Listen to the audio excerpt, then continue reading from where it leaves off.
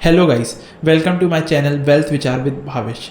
तो आज हम डिस्कस करने वाले हैं क्या अभी प्राइवेट बैंक सेक्टर में इन्वेस्ट करना सही है और करें तो कौन से स्टॉक में इन्वेस्ट करें। तो चलो फिर आज का एनालिसिस स्टार्ट करते हैं। तो फर्स्टली आप देखोगे तो लास्ट कुछ समय में पीएसयू बैंक ने प्राइवेट बैंक को आउट परफॉर्म करा है। लास्ट 4 ईयर में PSU bank index close to 6.5x बढ़े हैं and private bank index only 2.5x बढ़े हैं। इसका मेन रीज़न है अराउंड 2019 में गवर्नमेंट ने बहुत सारे पीएसयू बैंक्स का मर्जर कराया एंड उनकी बुक्स को क्लीन कराया एंड उसके बाद आरबीआई ने बहुत एफिशिएंटली पीएसयू बैंक्स को रन करा, जिसके कारण ये सब स्टॉक्स का वैल्यूशन इंक्रीज हुआ है। तो करंटली मेरे को लगता है कि पीएसयू बैंक्स को राइट वैल्यूशन मिल चुकी है। जैसे एसबीआई का अभी 2.05 का प्राइस टू बुक है एंड उसके कंपैरिजन में एचडीएफसी का 2.9 का प्राइस टू बुक है। तो चलो फिर आज हम मेरे कुछ पर्सनल फेवरेट स्टॉक्स का एनालिसिस स्टार्ट करते हैं। So our first bank is HDFC bank. तो अगर आप एचडीएफसी का लास्ट 5 ईयर्स का रिटर्न देखोगे तो इट इज़ ओनली 25%। इसका मेन कारण जो मेरे को लगता है ये है कि कंपनी का ग्रोथ 15% आ गया है, जो आज से 25 साल पहले 35% था, जो धीरे धीरे पहले 20% हुआ, अब 15% हो गया है एंड ये ऑलरेडी 10% एंटायर फाइनेंशियल इंस्टीट्यूशन का मार्केट ले चुका है। जैसे मारुति 40-50% कार मार्केट का, एशियन पेंट 50% पेंट मार्केट का, नेस्ले बेबी फूड्स में 70-80% बेबी फूड्स के मार्केट में। तो इसका यहाँ से हाई ग्रोथ करना बहुत मुश्किल है। कंपनी का मार्केट कैप 11,50,000 करोड़ हो चुका है एंड ये बहुत ही ज़्यादा ओवर ओन्ड स्टॉक है, जिसके वजह से स्टॉक का चलना बहुत मुश्किल हो जाता है। हर प्राइस में कोई ना कोई फंसा हुआ है। जब स्टॉक अपमूव करेगा तो हर प्राइस में सेलर रहेंगे। So now comes at the good part. HDFC का फंडामेंटल बहुत ही अच्छा है, मतलब गोल्ड स्टैंडर्ड फंडामेंटल है। कंपनी का रिटर्न ऑन एसेट आरओए 2.59% है, मतलब कंपनी के पास जो भी पैसा है प्लस जो लोगों से गांव दुनिया से भी कंपनी पैसा लेती है उसमें 2.59% ईयरली कमा रही है and return on equity ROE भी 22% है एंड ये स्टॉक को अभी 2.92 का प्राइस टू बुक मिल रहा है। तो मेरे को एचडीएफसी का यहाँ से वैल्यूशन वाइज तो सही लग रही है। तो मेरे को लगता है ये यहाँ से 13-15% रिटर्न तो देगी ही ईयर ऑन ईयर एंड इसका प्राइस टू बुक का भी फ्यूचर में रीरेटिंग हो सकता है, जब ये बंच में 40-50% का रिटर्न दे सकता है। So our next stock is Kotak Mahindra Bank. First we talk about fundamental of the company. Company market cap is 3,35,000 crore and return on asset is 2.94%. CASA is 45%. Return on equity is 16%. मतलब company fundamental is good. तो एक time था जब Kotak bank 5 time price to book में बिका करता था। अब इसका प्राइस टू बुक 3 टाइम्स हो चुका है। उस टाइम जब एनालिसिस करते थे तो लोग बोलते थे इसके अंदर इंश्योरेंस बिजनेस है तो इसको वैल्यूशन ज़्यादा मिलेगा, इसके अंदर म्यूचुअल फंड बिजनेस है तो वैल्यूशन ज़्यादा मिलेगा। बिकॉज कोटक में एक होल्डिंग क्लस्टर बना हुआ है, कोटक सिक्योरिटीज़, जो इनका ट्रेडिंग आर्म है। अब तो उतना कोई खास रहा नहीं है। कोटक सिक्योरिटीज़ से भी देखोगे तो इनको काफ़ी रेवेन्यू बैक देन आता था। वो रीज़न के कारण कोटक को एक महंगा वैल्यूशन मिलता था। अगर मैं 3-4-5 ईयर्स का व्यू लूँ तो ये 15% टाइप ग्रोअर हो गया है।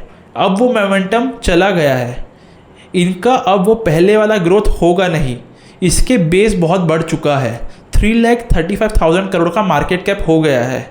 लास्ट 3 साल में 12% का ग्रोथ करा है कंपनी ने। आगे ये मैक्स 13-14% का ग्रोथ करेगा। ये और एचडीएफसी टाइप स्टॉक्स काफ़ी दिन से चले नहीं हैं। मतलब जब तक स्टॉक में 20% के ऊपर का ग्रोथ रहता था तो कैसे भी गिर पड़कर स्टॉक्स चल ही जाते थे। जहां स्टॉक का ग्रोथ 20% से नीचे आता है वो चलना रुक जाते हैं। So our next stock is IDFC First Bank. तो first we talk about fundamentals of the company. Company market cap is 55,000 crore. Return on equity ROE is 11.4%. Return on asset ROA is 1.23%. So इसके fundamentals तो बहुत ही average लग रहे हैं, but इसका growth 34% है। But इसके CEO वी वैद्यनाथन पे काफ़ी रिटेल लोगों का भरोसा है, क्योंकि इन्होंने पीछे कैपिटल फर्स्ट को ज़ीरो से सेटअप करा 2008-9 से। लोगों को लगता है IDFC फर्स्ट बैंक में भी इनका कोई मैजिक चलेगा, एंड ये उससे पहले ICICI में थे। सो इनको आइडिया है कि रिटेल लोन से कैसे एक्सपेंशन करते हैं। पैसा तो रिटेल लोन में ही बनता है, कॉर्पोरेट लोन में नहीं। हमने देखा है पीछे भी जो बैंक बड़ी हुई है, पैसा बनाई है, वो रिटेल लोन में बनाई है।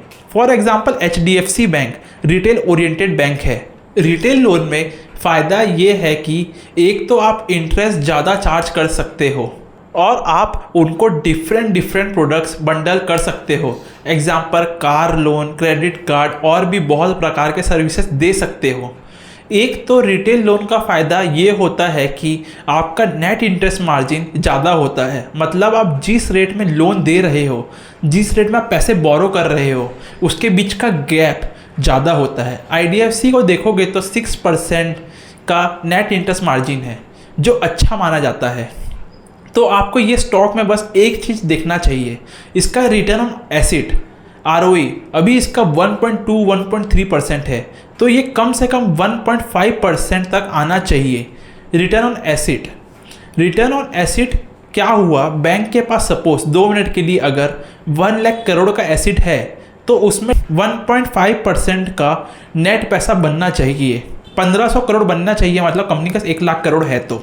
And company has a good Kasa ratio 47.2%। इनका कॉस्ट टू इनकम 73% है, मतलब इनका 73% पैसा खर्चे में निकल जाता है, जो कि कंपनी के लिए दिक्कत वाली बात है।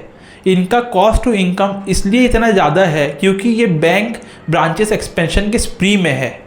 वैसे भी ये ब्रांचेस जल्दी प्रॉफिटेबल होने लगेगी, और ये जल्दी होती है प्रॉफिटेबल। एंड इसका एक और बेस्ट तरीका है ऑनलाइन। आप अपने बैंक को कंप्लीट डिजिटल करें, हर सर्विस ऑनलाइन हो, कस्टमर ब्रांच आए ना। वैसे भी आने वाले समय में बैंकिंग पूरा डिजिटल होने वाली है। USA में कुछ स्मॉल बैंक्स कंप्लीट डिजिटल होना चालू हो चुकी है। सो कॉस्ट टू इनकम नीचे आएगा तो ROE भी बढ़ेगा, एंड ओवरऑल बैंक अच्छा परफॉर्म करेगा। ग्रोथ तो पहले से ही है। So our next bank is IndusInd Bank. First we talk about fundamentals of the company.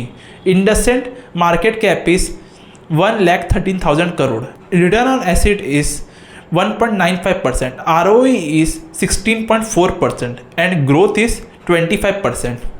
So company has excellent fundamentals with price to book of only 2.05. Company fundamental is excellent, but why company को अच्छा valuation नहीं मिल रहा? Because it is owned by Hinduja group. India में 2 ही financial institution है जिनको कोई बड़ा group own करता है। First is IndusInd and second is Bajaj finance. IndusInd bank शुरू में अशोक लीलैंड फाइनेंस के नाम से होता था। शुरू में अशोक लीलैंड का ट्रक जो लेते थे उनको IndusInd फाइनेंस करता था। ऐसे ही बजाज का जो स्कूटर और मोटरसाइकिल लेते थे उसको बजाज फाइनेंस से फाइनेंस होता था। बजाज फाइनेंस भी ऐसे ही चालू हुआ था, उसका नाम बजाज ऑटो फाइनेंस था।